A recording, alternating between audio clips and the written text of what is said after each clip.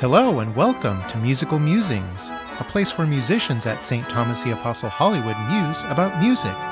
Today's musician is Brent Thornburg, a wonderful baritone in the St. Thomas Choir.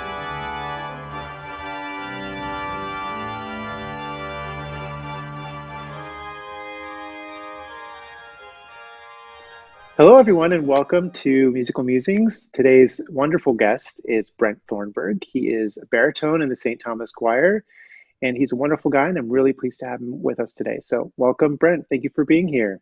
Thank you. I'm excited. So Brent, you are not originally from LA. You are from somewhere back east. Tell us a little bit about that. Yes, back east, the Midwest. I'm from Iowa.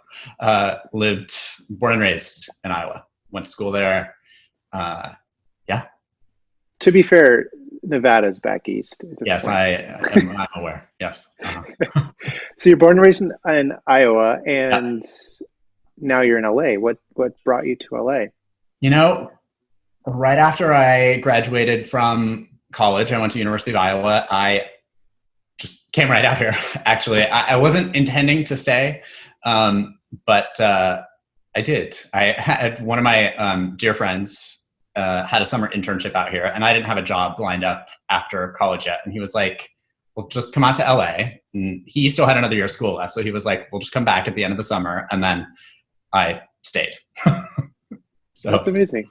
I know my parents always said, they were like, we knew that we'd never see you again. And they were right. They knew they'd never see you again living in Iowa. In Iowa, yes. They saw me. And how many years ago was that? That was in 2003. Wow. So yeah, 17 years ago. Crazy. It's a long time. Time flies. Yeah, I've lived in Los Angeles now more than I've lived in any one city. That's good. Well, yeah, because you're only 19, so that makes sense. Exactly. That's right. So you have been here for 17 years and you've been working. And what have you been working on? Yeah, well, crazy enough, I've been at the same company that entire time that I've been here. I started as a production assistant, and right now I'm a creative director at Known, which is a marketing advertising agency.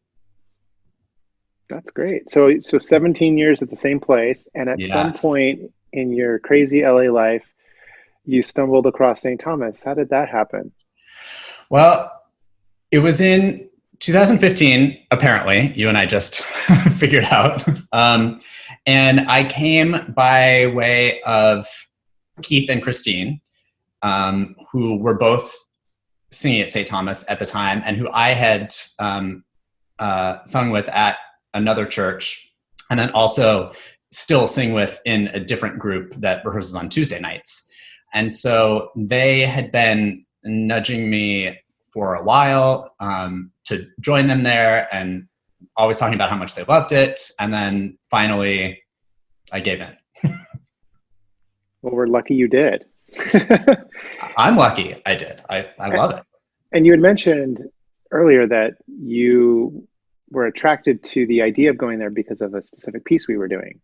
Yeah, I mean, they had both been trying to get me to come for a while, but Christine kind of mentioned it in her video last week, but we had all sort of been singing together at a previous place, and it's sort of, that group ended in a way that was, it was hard. And so I was kind of not really looking to commit to anything. But finally, Christine was persistent enough and said, by the way, we're doing the Duraflay Requiem this fall. And I was like, great, where do I sign up? So that was the last straw to get me into the door. Well, great. Yeah, Duraflay is a great recruiting strategy. Right. I've heard. Yeah. Well, great. So you've been with us for 5 years. You've been singing in the choir.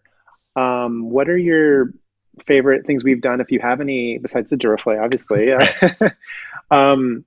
or hymns, or things that maybe you'd like us to do? Well, definitely the Duraflay, and I was so excited to do the Cantique de Jean Racine, which we were going to be doing, I think, one of the first weeks that we were not able to sing at church. So that's one of my all-time favorite pieces. So that was a bummer that we didn't get to do that. I've done it, a million other times. But that's definitely up there for sure. Yeah, we were rehearsing it. We had it pretty much down. We were ready to go. Yeah. Yep. And then COVID. Yeah. COVID's a bummer. It is a bummer.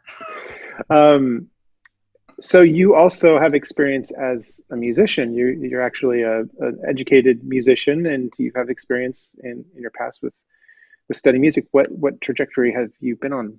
Yeah, I mean, I started playing the trombone when I was in 4th grade.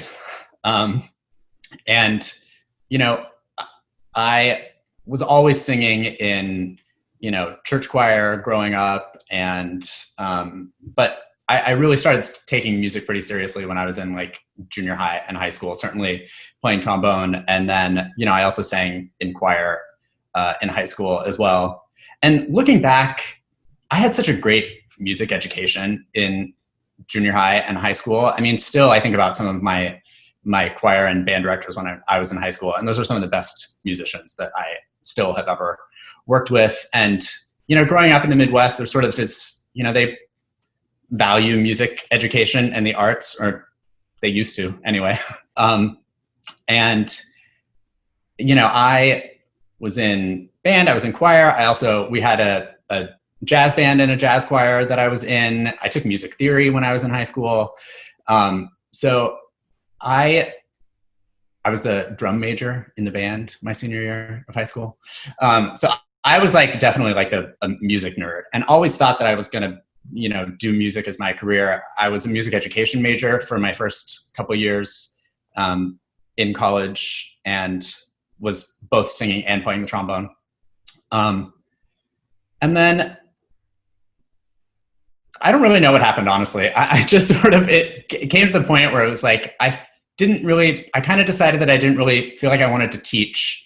And then beyond that, I just felt like music was something that I was going to be able to do in my life without necessarily having to make it my career. So I changed majors, but still stayed in the band and the choir, and have been doing music of some sort, my entire life. I haven't played my trombone in a while, but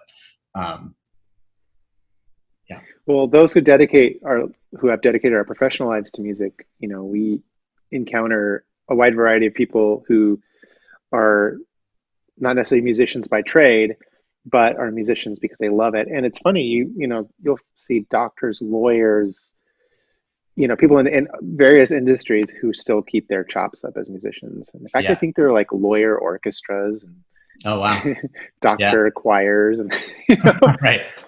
Well, that's one of the things that I love about this choir, is that it's so crazy when you have, a group of this many volunteer singers who all have some sort of music background. I mean, literally almost everyone in the choir is either an instrumentalist, whether they play piano or whether they play the flute or whether they, play the organ, or it's crazy the level of musicianship that we have in that choir, considering that there's only 4 actual professional musicians in that group.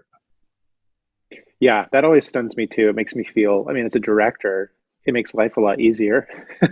Sure. And it's a blessing because, we can actually do more, push a little harder. You really just don't see it in a group of mostly volunteers, like that level of musicianship.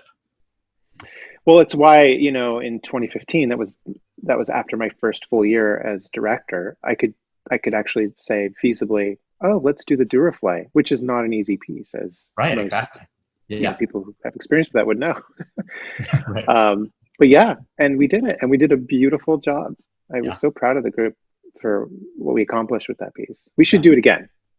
We should do it again. Yeah. So Brent, for those who don't know it, and I'd be surprised if they don't know, you're actually world famous. And the reason you're world famous is because you have kind of a side, we'll call it a side job. Side hustle. Tell us a little bit about it. Though, because it doesn't make me a dime. So right. Yeah, tell us about it.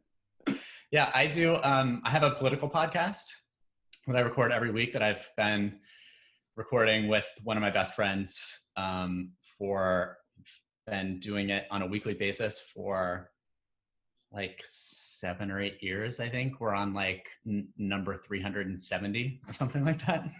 It's called Brain Trust Live.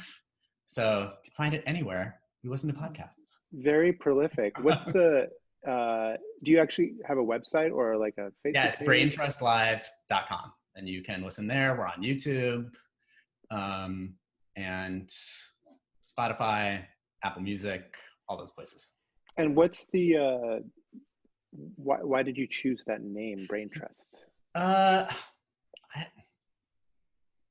don't know. It's been so long at this point. I mean, I think that she and I, so I'm an only child, and my friend who I do it with is an only child, and she and I think sort of like often fancy ourselves as geniuses, just as only children do sometimes. So, I think it probably just came out of assuming that we were the smartest people in the room.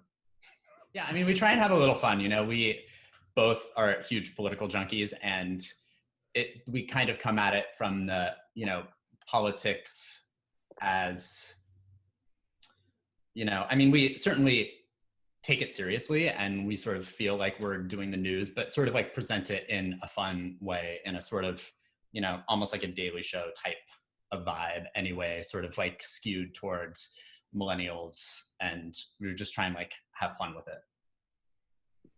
Okay, so Brent, the last question I have for you is there anything that you want to say to our friends at St. Thomas while we've been away, as we're kind of apart?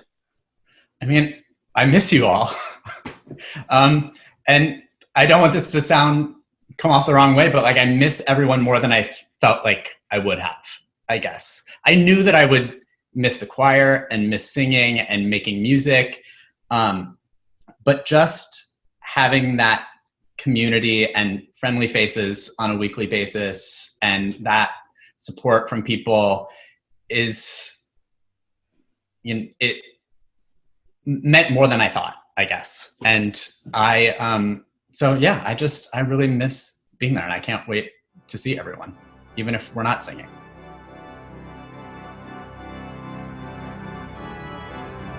Thank you for watching. Please be sure to follow us on social media for upcoming content. Until next time, God bless and take care.